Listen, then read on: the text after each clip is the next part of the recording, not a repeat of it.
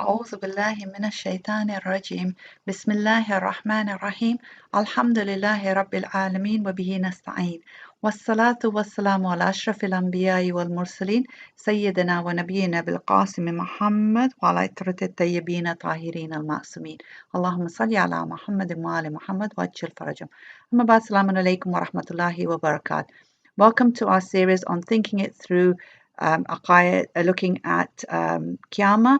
And here we're actually looking at the embodiment of deeds. And this is in honor of Imam Hassan alayhi salam, whose shahada we will be commemorating in a few days' time. So looking at the embodiment of deeds, what does this mean? It's the concept of actions transforming into a physical form, which may not be visible to us in this world, but they actually have a physical form. Now, the problem is when we think of our deeds, we actually often are under the impression that if we do a good deed, if we do a good action in this world, then Allah will repay us in the hereafter in the form of rewards. Just like when we were children and we did well at school, then our parents bought us gifts. Or if we do a bad deed, a bad action, then Allah will punish us with the hell, in the same way that a judge punishes a criminal. Now, we've understood it as there's a relationship between our actions and recompensation, but we think of them as separate things, where really they're actually one and the same. So the nature of reward and punishment in the hereafter, the reality is not that there is a relationship with the action and recompense, but that the two are actually, in fact, one and the same. In other words, it's not that we are going to get paid for the good deeds or punished for the sins that we do in the next world, but that each one of our actions, each one of our deeds is actually creating our own paradise or hell. It's actually taking a physical form. And as a person acts in this world, they're creating a reality for themselves in the hereafter. And we're not aware of that because obviously we can't see the hereafter. So the inner forms of our actions in this world are the outer physical realities in the hereafter. A way to understand this, a good way to understand this, is by using the example of a book. Now, a book is in between two hard covers. If you think of a book with hard covers, when the book is closed, all we can see is the covers. So you can read the information on the covers only. You can't read what's inside the book. But when we open up the book, then we can actually see what's inside the book, all the information that's in there.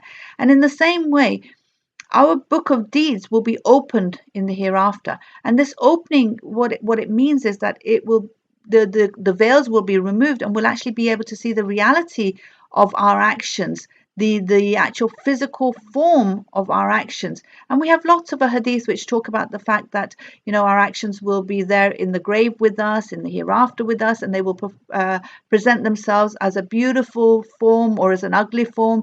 And we also have Quranic verses which talk about the fact that these actions will be presented to us. So they must have some sort of form to be presented to us. So, for example, in Surah Qaf, Surah number 18, verse 49, Allah talks about a book which emits nothing. So again, it's giving this example of a book. And in that verse, he actually says, "A'udhu billahi minash shaitanir rajim, wa wajadu ma amilu hadira." They will find present whatever they have done. Hadira, whatever, it'll be present. What we have done, the amal that we've done, will be present. And again, in Surah Al Imran, Surah number 3, verse 30, Allah subhanahu wa ta'ala tells us, أعوذ بالله من الشيطان الرجيم يوم تجد كل نفس ما عملت من خير محضرا وما عملت من سوء. On the day that every soul shall find present what it has done of good and what it has done of evil. So the fact that we will find it present proves that the deeds will actually take some sort of form which is present in front of us.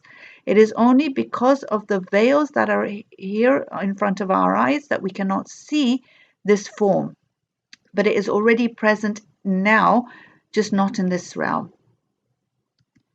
So looking at the embodiment of deeds, and note that the embodiment of action is not just seen on the Day of Judgment, but it's seen actually shortly after death. And here we have from the Holy Prophet sallallahu alaihi wasallam, where he says, whoever dies will see an apparitional body of 6 things: prayer, almsgiving, that's sadaqah, fasting, hajj, good behavior, and the guardianship of Prophet Muhammad sallallahu alaihi wasallam and the Ahlul Bayt alayhimus salam.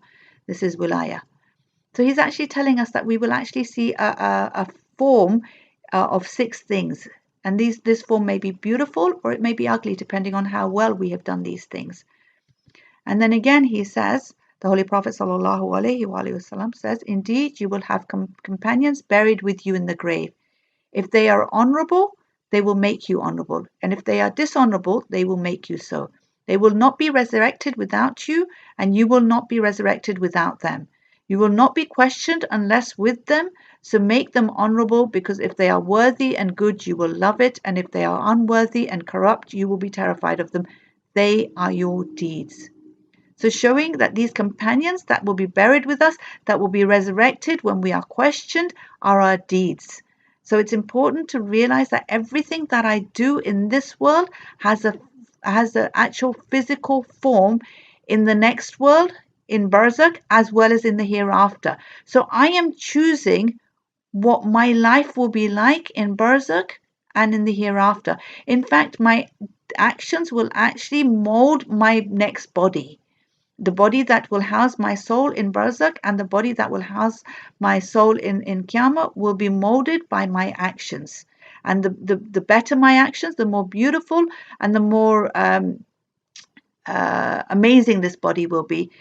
And the uglier my actions, the uglier this body that I will be given will be. So I pray that we are given the tawfiq to be able to have good deeds and good actions in accordance to what Allah considers as good. And inshallah, then we will have an amazing barzakh and an amazing hereafter, and bodies that will be the most beautiful bodies, because they will be molded by the most amazing actions of ours, inshallah. Please join me tomorrow where we will be looking at barzakh. Wassalamu alaikum wa rahmatullahi wa barakatuh.